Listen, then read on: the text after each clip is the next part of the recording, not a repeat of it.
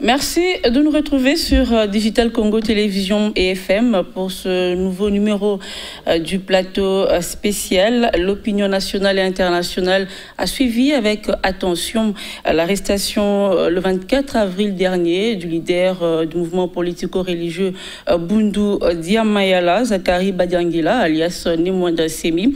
Alors plusieurs heures après des longues négociations qui n'ont pas abouti, le leader du mouvement politico-religieux Zakari Badiangila a été exfiltré de force par la police nationale congolaise. Alors plusieurs jours après cette arrestation, les dossiers sur toutes les lèvres, on parle des mains noires qui utiliseraient Nimwanda Semi pour essayer de déstabiliser la province du Congo central. Et parmi ces mains noires, on cite le député national Modero Simba, qui est ressortissant du Congo central, mais en même temps aussi porte-parole du caucus de députés du Congo central. Bonjour, honorable. Bonjour, madame. C'est un plaisir de vous avoir sur ces plateaux. Merci beaucoup. Alors, d'entrée des jeux, quelles sont les relations que vous entretenez avec les Nimwanda Semi? Bon, je suis un élu, c'est celui d'un élu avec un citoyen de son contrat, simplement. Moi, je suis catholique et lui est dans son mouvement politico-religieux connu de chez nous, qui s'appelle Bundu Dia Congo. C'est un ancien député de chez nous. Son mouvement spirituel s'appelle Bundu Dia Congo. Oui. Son parti politique s'appelle Bundu Diamayala. Okay. Donc, la précision et les détails. Pour comprendre, parce que je suis au Congo, Bundu veut dire l'assemblée, une association. Oui. Quand on dit Bundu Dia Congo, assemblée de Bakongo, Bundu Diamayala, Mayala veut dire les dirigeants, assemblée des dirigeants. Voilà. Voilà. Alors, vous avez suivi avec attention ce qui s'est passé. Nimwanda Semi, un leader incontesté, hein, ça tout le monde le sait, dans le Congo central, plusieurs fois élu député national, responsable du mouvement que vous venez de citer. Alors, vous, en tant que ressortissant du Congo central, quelle lecture faites-vous de cet épisode? Merci. La première chose, il fallait comprendre, pour ce cas ici, Nimwanda Semi était reproché de quoi? C'est que moi je sais, à la date du 24 mars, c'était son anniversaire. Nimwanda Semi est chef spirituel de son église, qui est un mouvement spirituel, l'Ngunza, une branche qu'on appelle Bundu Diamayala. Et Bundu Dia Congo, ça existe chez nous, plusieurs mouvements spirituels, comme l'a été pour Église de Tatagonda, comme l'a été l'église de Saint-Esprit de Mbutampadi, comme l'a été, comme toujours, on parle de l'église des Noirs de notre frère qui s'appelle, j'oublie encore son nom, l'église des Noirs, c'est encore un Congo.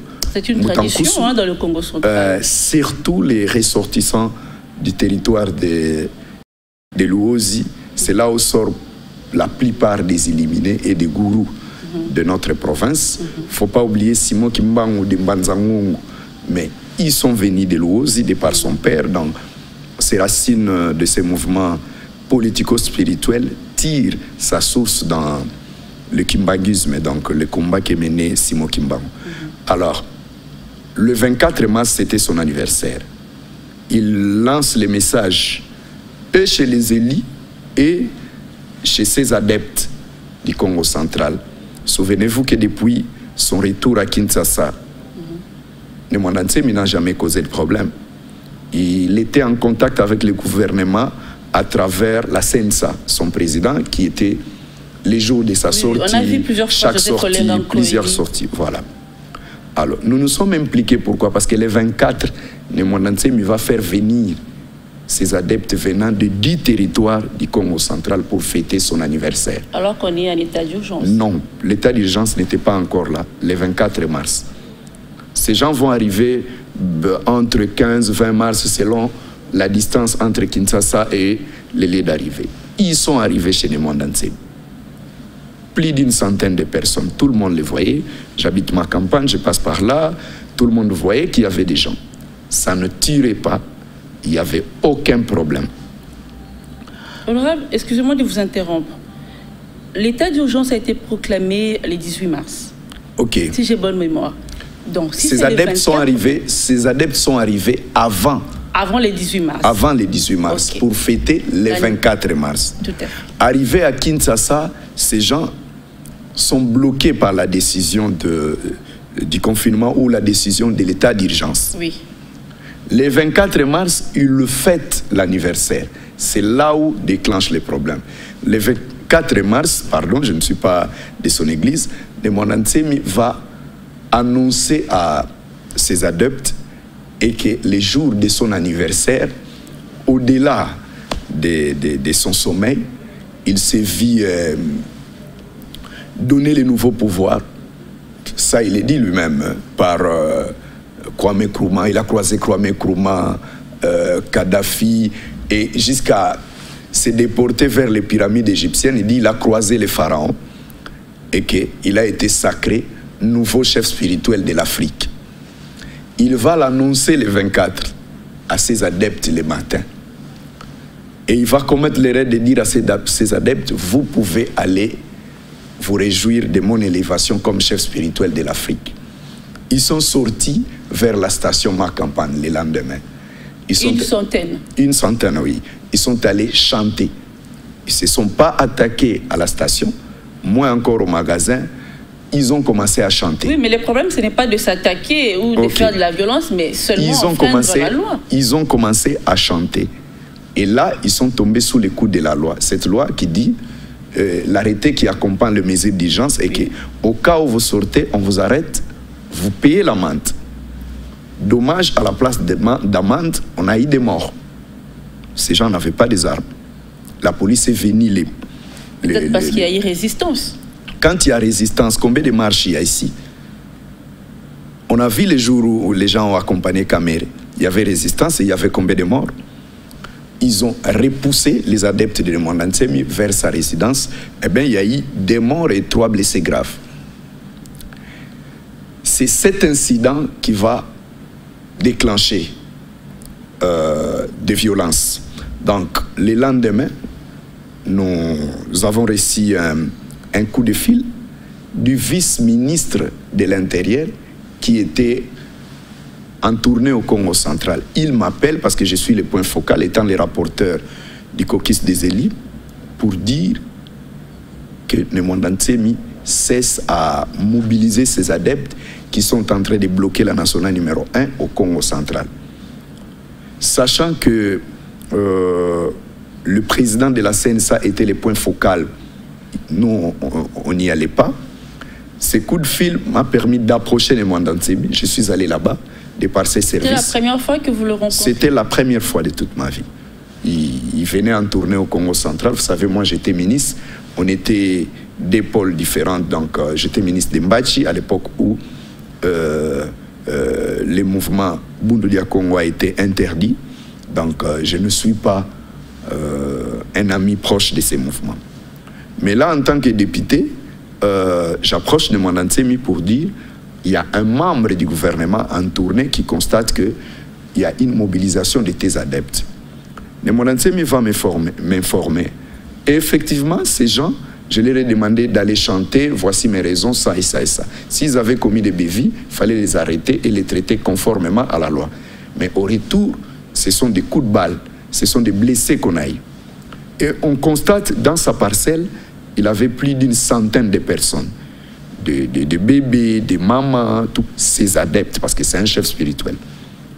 Il va me dire, écoutez, comme tu es député, merci, mais j'aimerais avoir un échantillon de députés représentant les 3 districts du Congo central, Cataract, Lukaya et Bas-Fleuve. Ce qui m'a poussé à téléphoner aux membres du bureau du caucus. J'ai trouvé que l'honorable Nelly Mouinga était présente, elle est élue de Songololo.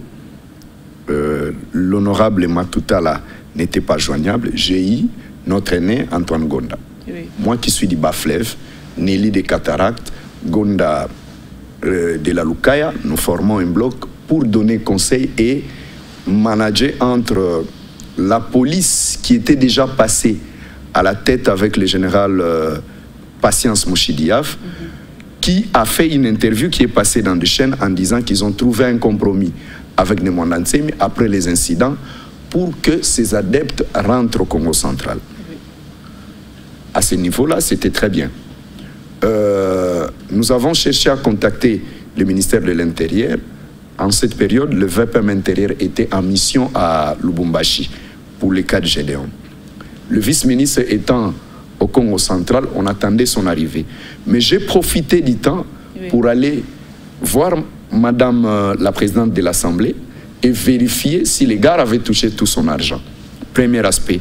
Parce que parmi ces revendications, Nemwanda Ntsemi revendiquait ces émoluments non touchés à l'Assemblée, ces 4 véhicules détruits ou portés disparus lors de son arrestation à l'époque du général Kanyama, la réhabilitation de sa résidence, les rapatriements des adeptes qui sont venus, mais vu le mesure du Covid, malgré sa grande parcelle, ne pouvant plus les garder, comme c'était la demande du gouvernement, il a dit que le gouvernement supporte leur départ. Et de 3, je pense qu'il y avait une demande où il disait si on pouvait l'aider d'avoir des tracteurs pour démarrer un projet agricole au Congo central, étant donné qu'il a une organisation. Ce sont ses demandes à lui. Et mais concernant les émoluments? Les émoluments, c'est moi qui est allé voir ça. Effectivement, Nemwanda Ntsemi a raison. A raison d'une part. Pourquoi? La personne qui possédait, comment on appelle ça, les mandats ou la procuration pour toucher ces émoluments n'a touché que pour une période donnée. Mais votre version contredit celle du ministre moi, je vous dis, moi, député, qui a affirmé aussi. Moi, député, je vous l'ai dit, je suis passé voir le 2e vice-président de l'Assemblée, honorable Balamage, je suis passé au bureau des finances. On a retiré, il y a une nuance. Le député Serge Mayamba, qui touchait à l'époque l'argent de Nemwanda Ntsemi, s'est vu bité devant un problème. Il y a un collègue de l'époque qui va saisir, ensemble avec l'épouse de Nemwanda Ntsemi, la commission ou le comité des sages de l'Assemblée, qui va bypasser la procuration donnée par Nemwanda Ntsemi et ont commencé à donner l'argent à son épouse. C'est cet argent-là que Nemwanda Ntsemi demande. Or, cette épouse ne vivait plus avec Nemwanda Ntsemi. Nemwanda Ntsemi a 10 enfants, 8 vivent en Europe et aux États-Unis. Donc, en cassant cette procuration qu'il a donnée, en cachette où il était, Nemwanda Ntsemi ne touchait plus cet argent. Heureusement, à son retour, le député qui a aidé Nemwanda Ntsemi ou son épouse à gagner cet argent est venu reverser les 50% du montant que lui aurait gardé. C'est un collègue Mantezolo, lui a remis ce que lui gardait en son compte. Malgré la procédure n'était pas bonne parce qu'il avait resté sa procuration. Moi, je lui ai remis les papiers, il a calculé. Il y a des choses qu'il faut vérifier. Oui. Peut-on aujourd'hui souscrire un crédit sur un compte privé? Mais Nemwanda Ntsemi est venu trouver un crédit véhicule souscrit sur son compte. Et lorsqu'on lui ramène les véhicules étaient déjà dans un état pas bien, des ans de circulation. Ça, c'est des petits tricks. Oui, ce sont des petits Mais détails. parlons maintenant de la loi sur l'état d'urgence ou les mesures d'accompagnement. Moi, je voudrais quand même revenir sur les revendications de Nemwanda Ntsemi. Allez-y. C'est vrai, il réclame ces émoluments, mais c'est peut-être la manière de les faire qui dérange. Ça, je condamne et nous condamnons les méthodes fortes utilisées par Nemwanda Ntsemi. Et donc, mais la réaction de la police est peut-être proportionnelle. C'est disproportionnel. Madame, ce n'est pas parce que vous tenez des propos déplacés sur des médias et qu'au lendemain, vous devez avoir des morts chez vous. Vous parlez des propos déplacés, mais dans le Congo central vers Songololo, on a compté des morts. Il y a les adeptes de Bundu Diamaya nous allons y arriver. Madame, vous êtes incapable de me citer une famille de non-originaires qui a quitté le Congo central. Et connaissant les statistiques des mouvements Bundu Diakongo, l'épée, parce que je suis un ancien maire de Matadi, je suis un ancien ministre provincial. Il ne faudrait pas profiter de cette situation pour nous vendre la situation qui n'est pas dans notre province. Il n'y a pas une guerre tribale chez nous. Il n'y a pas chasse à l'homme chez nous. Il n'y a pas chasse à l'homme chez vous, mais seulement les adeptes, sinon dans des grandes villes. Madame, moi-même, je suis marié à une femme de Bandundu. Donc ça veut dire, je ne peux pas être pour les non-originaires. Et pardon, je ne peux pas être pour une idée qui chasse ou des discours qui prônent la haine tribale. Non. Ça ne passe pas chez nous. Et ça n'a jamais passé au Congo central. Les Bundu du Congo existent depuis des décennies, mais aucune famille. On a grandi avec toutes ces familles. Vous arrivez à Matadi, à Boma, aucune famille. Mais nous avons voulu juste dénoncer ou condamner les actes de violence posés de part et d'autre. Du côté de la police, l'utilisation de la force disproportionnelle et le manque de traitement d'informations proprement à leur disposition. Je vais vous expliquer calmement. Parlons d'abord des retours des adeptes, ce qui a poussé la police à entrer chez lui. Donc ça veut dire, au jour d'aujourd'hui, Nemwanda Ntsemi devait être poursuivi conformément à l'arrêté qui accompagne les mesures prises par les chefs de l'État. Ça veut dire, lorsque vous dépassez le nombre de 20 personnes, il y a des amendes. Ce n'est pas une mise à mort. Donc ça veut dire, Nemwanda Ntsemi avait plus de 200 personnes. Mais vous avez dit qui est le premier d'y aller. C'est le comité provincial de sécurité de la ville de Kinshasa, conduit par les commandants seconds de notre police, le général Patience, qui conclut à sa sortie qu'ils ont trouvé compromis. Et nous sommes allés, à l'arrivée du vice-ministre de l'Intérieur, savoir qu'est-ce qu'il y a eu compromis entre Nemwanda Ntsemi et la police. Une réunion a été tenue par le vice-ministre de l'Intérieur, Excellence Bokele, qui a tenu une réunion où il y avait 2 députés comme témoins, moi et Honorable Nelly. Et là, le vice-ministre va nous dire qu'il y a un état de besoin qui a été soumis au gouvernement. Et cet état de besoin a été élaboré en leur absence par les services de la police et le service de sécurité de la ville de Kinshasa pour faire retourner ces adeptes qui sont venus chez lui. Aux frais de l'État congolais. Aux frais de l'État congolais. Ce sont des citoyens congolais. Oui. Parce qu'ils sont venus chez leur gourou ou leur chef spirituel pour prier, pas pour faire la guerre. Ils n'ont attaqué aucune maison, même à 0 mètre de la résidence de Nemwanda Ntsemi. Les temps qu'on cherchait les solutions ici à Kinshasa, le ministre a parlé avec Nemwanda Ntsemi, le vice-ministre, avec le gouverneur, de par mon téléphone. Ils ont demandé à Nemwanda Ntsemi de retourner les adeptes qui sont venus vers la nationale numéro 1, en retournant à Luozi, où il y a la grande base de Bundu du Congo. Grande était notre surprise. 48 heures après, ou 72 heures après, je pense, 72 heures après, on va nous apprendre les massacres de Songololo, où les forces de l'ordre sont allées dans une parcelle, vers 4 heures du matin, tirer sur des adeptes qui priaient, soi-disant qu'ils étaient en train de fomenter un plan pour s'attaquer aux non-originaires le lendemain. Je ne sais pas quel est ces plans qui pouvaient le faire. On passe parce qu'il y a des enquêtes parlementaires qui vont suivre. Oui, il y a des enquêtes en cours, mais déjà les premiers éléments d'information indiquaient que ces adeptes-là s'étaient pris aux non-originaires et c'est peut-être par là. Madame, vous pouvez me citer les noms des non-originaires? Non. Il ne faut pas vendre des idées pareilles au Bas-Congo. Le mal pour moi, ces problèmes nous passionnent. Pourquoi? Lorsque vous parlez des Bundu du Congo, la faute de ces mouvements, c'est de n'avoir que les adeptes qui sont les Bas-Congo. Donc lorsque je vous parle de 14 personnes, ça veut dire 14 Bas-Congo qui sont morts, tués par les services de l'ordre. Alors qu'on pouvait les arrêter. Tous adeptes de Bundu Diamala. Sans compter le disparu. On attend, les enquêtes donneront. On ne peut pas avoir des résultats d'enquête menés par les mêmes services qui ont massacré ces gens. Donc, il faut des enquêtes indépendantes. Honorable Modero, vous ne pensez pas qu'aujourd'hui l'histoire est en train de se répéter? Je vous rappelle quand même qu'à l'époque où le vice-premier ministre, le nom m'échappe, mais vous savez ce qui s'est passé dans le Congo central avec Nemwanda Ntsemi, ce n'est pas la première fois. Non, c'est différent. C'est différent aujourd'hui. Avec le VPM de vous ne pouvez pas comparer les deux cas. C'est quoi la différence? Le premier cas, c'est une force venant de Kinshasa à l'époque. La pire dépendait de Kinshasa. nous étions en province, subitement, la police nationale, au niveau de son corps qu'on appelle police d'intervention rapide, qui est devenue une légion nationale, l'ENI, Légion nationale d'intervention, est venue, comme définissait leur mission, rétablir ce qu'on appelle,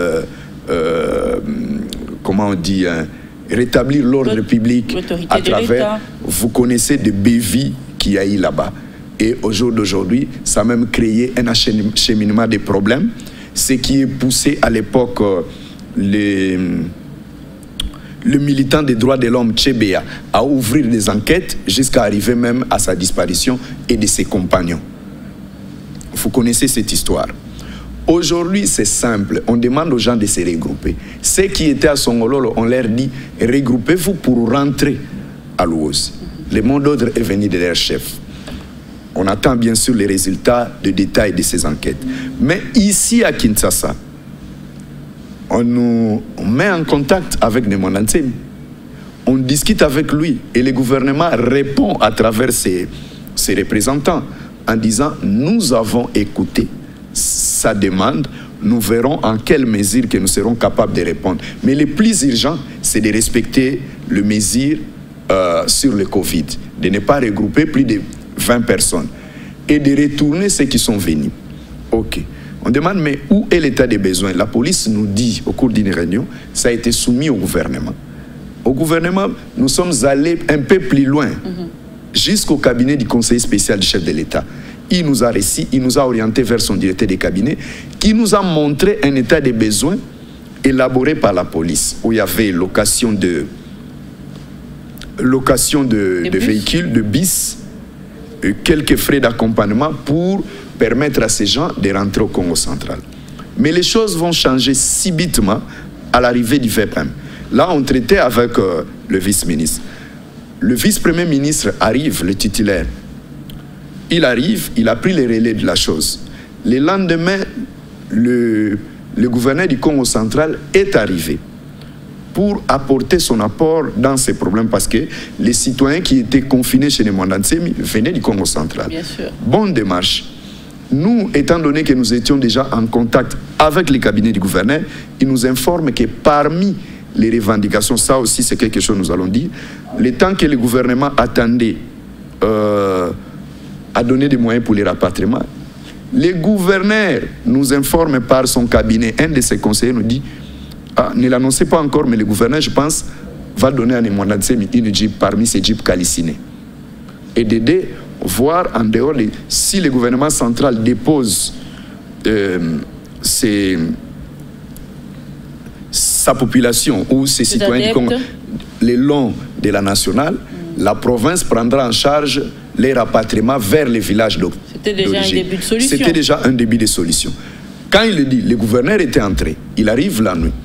Ils ont négocié. Maintenant, les négociations changent du vice-ministre de l'Intérieur, Bukele, du VPM intérieur. Ce jour-là, c'était le 24, je pense. Et vous étiez présent? Nous, les jours du VPM, nous étions à l'Assemblée nationale parce que je devais voter la loi sur la reconduction de l'état d'urgence. Je suis parmi les 60 députés, je suis président d'une commission qui siège. Grande était notre surprise, à la fin de la plénière, on téléphone au vice-président de Bundu Diamayala, M. Wampuna. Il me dit, le VPM, en dehors de ce que Ndemwanda Ntsemi a demandé, il a voulu s'entretenir avec Ndemwanda Ntsemi. Et Ndemwanda Ntsemi aurait répondu qu'il n'était pas en bonne santé pour venir au ministère de l'Intérieur. Et d'aider, il demandait des garanties qu'il soit accompagné des élus pour que ça ne se retourne pas contre lui. Il n'y avait pas un bras de fer. Et en ce moment, en parlant même en pleine négociation, grande était la surprise. 2 jours en avance, la police est venue mettre la maison de Ndemwanda Ntsemi en étau, sous surveillance. Là, Ndemwanda Ntsemi avait, il faut bien le dire, aucune invitation, ni de la police, ni du parquet. C'était juste des négociations pour faire exécuter la mesure sur le Covid.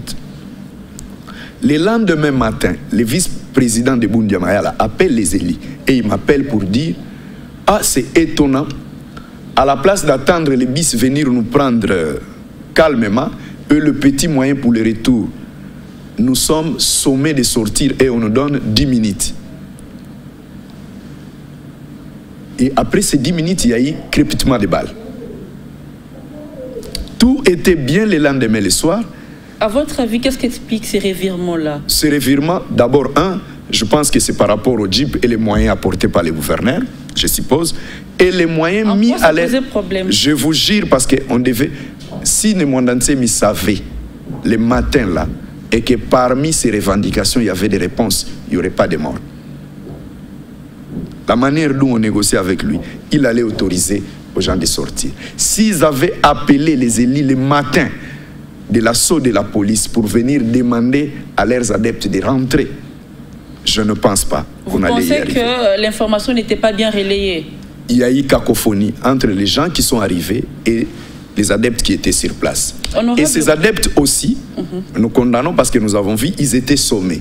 À la place d'exécuter la sommation de la police, ils ont résisté. Mais sauf aujourd'hui, rien ne trompe. À l'assaut, à la place de voir les adeptes, nous voyons les tenues militaires, les FARDC, dans ces différentes branches. Même la garde présidentielle, à l'assaut. Non, nous ne sommes pas contre l'établissement de l'ordre public, mais des personnes que vous pensiez protéger contre le Covid, vous les tuez par balle. Au retour, vous avez pris quoi? Honorable Modero, quand on vous suit, on comprend très bien que vous prenez fait et cause pour Nemwanda Nsemi et que vous condamnez ce que vous appelez aujourd'hui la force disproportionnée de la police. Alors, est-ce que vous n'apportez pas de l'eau au moulin de ceux qui pensent que vous êtes parmi ceux qui tirent les ficelles pour déstabiliser le Congo central? On ne peut pas déstabiliser la province où vit sa propre famille, sa maman, ses oncles. Jamais. Depuis 1960, les Bakongos n'ont jamais cherché à prendre le pouvoir par les armes. Sinon, Kasavubu n'aurait pas accepté d'aller se confiner à Monkissundi à Boma, alors qu'il avait des frères comme Masiala et autres qui étaient des généraux.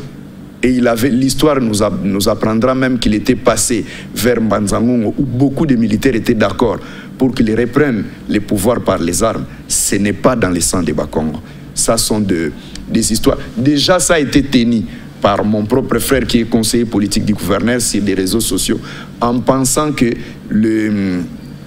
les relais qu'on faisait entre le ministère de l'Intérieur et Nemwanda Nsemi étaient profitables politiquement. Non. Vous dites non, mais on a l'impression que c'est quand même allé même très loin parce que vous êtes parmi ceux qui ont ravitaillé même les Makessa, on dit. Madame, vous pensez ravitailler les Makessa, ils sont qui? Ravitailler en quoi? Vous apportez des vivres et même de l'argent. Vous savez, je peux vous dire d'abord, ceux qui sont arrivés à Kinshasa, ils sont arrivés par comment? Parce qu'ils ont quitté le Congo central. C'est de Lukula témoigne qu'ils ont eu l'aide du vice-gouverneur. C'est de Luozi d'ailleurs ont parlé avec le gouverneur en plein air et une enveloppe a été remise. Et n'oublie pas que parmi nous, moi je suis catholique, je suis élu sur la liste FCC au Congo central, la famille politique dont Nemwanda Nsemi s'opposait. Mais il y a des attends, vous me jugez alors que l'actuel gouverneur était adepte de Nemwanda Nsemi, s'il n'est pas encore, parce qu'il n'est pris pas ailleurs. Donc, il ne faut pas chercher des pouces sur la tête des chauves. Nous aimons la paix, nous aimons notre province. En aucun cas, je peux encourager des gens dans la violence. Mais comme député, ils ont perdu une nouvelle génération d'un leadership jeune, propre, qui monte en province. Donc, pour nous, aujourd'hui, en tant que député, je contrôle les actions du gouvernement. Le ministère de l'Intérieur qui gérait les dossiers fait partie du gouvernement. Voilà, nous avons dit qu'on ne fera pas trop de bruit. Nous allons faire la procédure normale comme tout député, demander une enquête parlementaire et voir pourquoi à chaque fois qu'il y a échauffourée entre les adeptes de Nemwanda Nsemi, il y a toujours des morts. Et c'est peut-être aussi ne pas comprendre ces mouvements malgré les décennies. Les gens ne prennent pas le temps de l'étudier. Nemwanda Nsemi nous explique, lorsque vous allez à l'armée d'Issali, vous ne trouvez pas les gens en tenue. Lorsque vous allez à l'église Kimbangiste, vous ne trouvez pas les gens en tenue. Mais ces gens-là en tenue, qu'on appelle à Kinkongo Minkengi, donc les gardes de l'église, ce n'est pas des milices armées qu'on veut nous faire croire. Sinon, en 10 années, on aurait combien de morts au Congo central? Donc, j'encourage qu'il y ait une enquête indépendante. Je condamne les violences, mais je défends la vie humaine qui est sacrée. Voilà, c'est bien de défendre toujours la vie humaine parce que ça n'avance pas, la province, que chaque fois qu'on compte des morts. Madame, je suis député national Parlons Pays. Et lorsque j'ai négocié, je n'étais pas au Congo central. J'étais à Kinshasa, où il y a un gouverneur connu, qui est Gentini Ngobila. Et puis, ça s'est passé ailleurs comme au Congo central. Donc, désolé de vous le rappeler, mes ambitions actuelles ne pas le Congo central.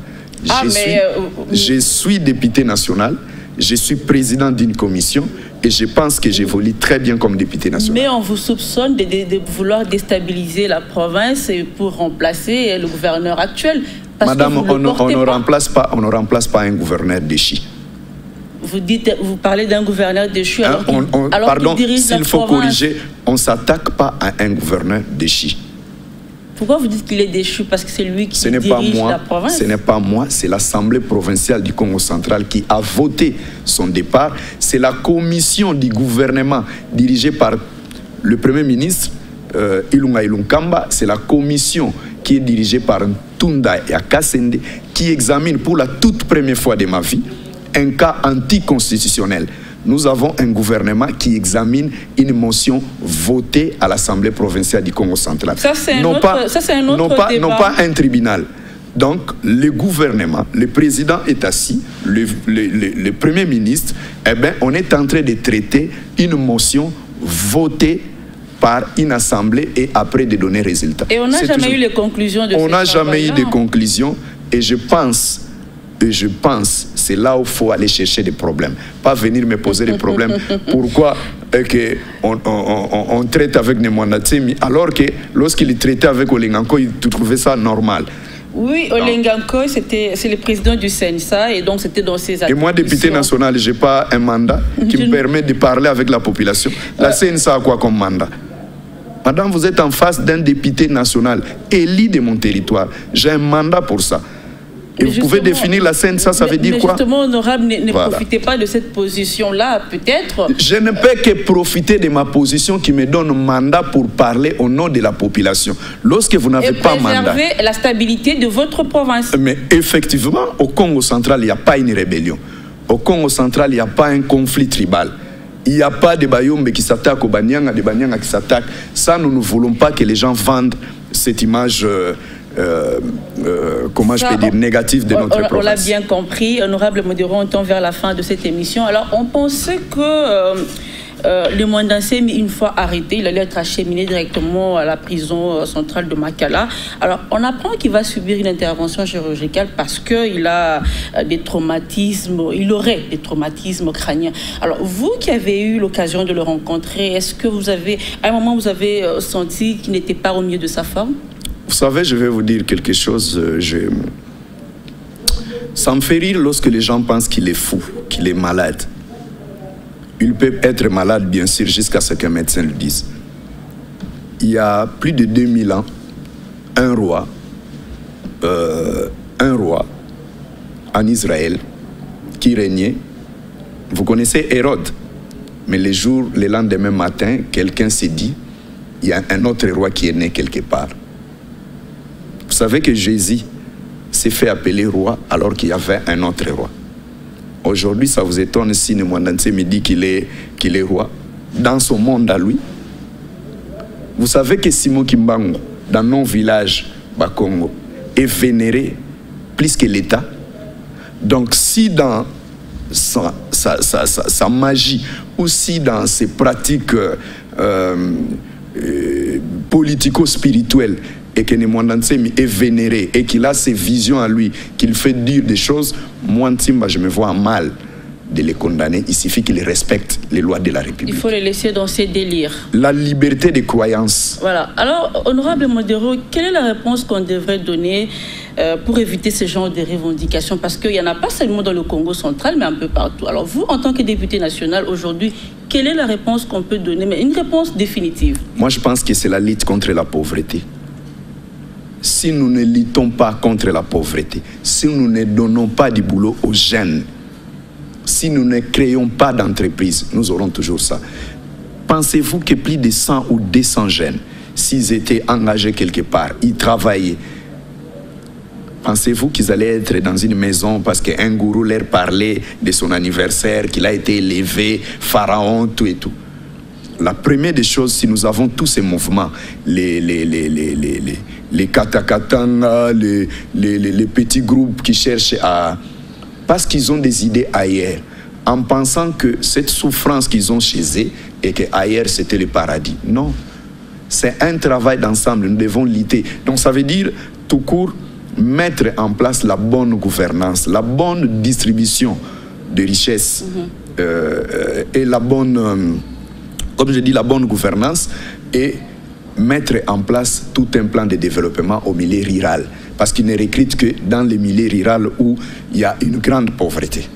Actualité oblige, honorable, vous avez suivi la saga judiciaire qui se déroule au pays. Alors vous, en tant que président de la commission infrastructure à l'Assemblée nationale, vous pensez qu'on vous a facilité la tâche? C'est le travail que vous devriez faire?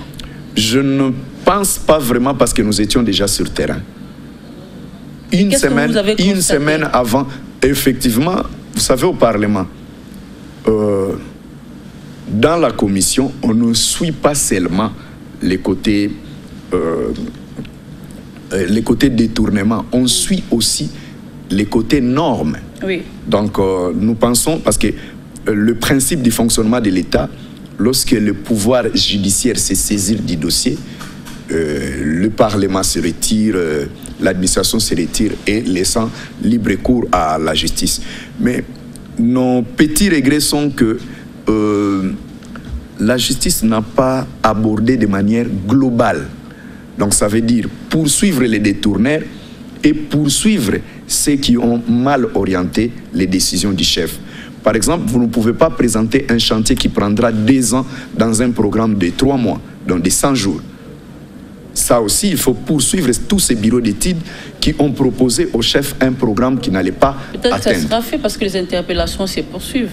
Je ne pense pas. Ils sont beaucoup plus focalisés dans les détournements. Parce que nous avons été reçus par le gouverneur de la ville de Kinshasa. Je lui ai posé la question si toutes ces modifications des voies publiques à Kinshasa avaient tenu compte du plan d'aménagement de la ville de Kinshasa. La réponse était négative.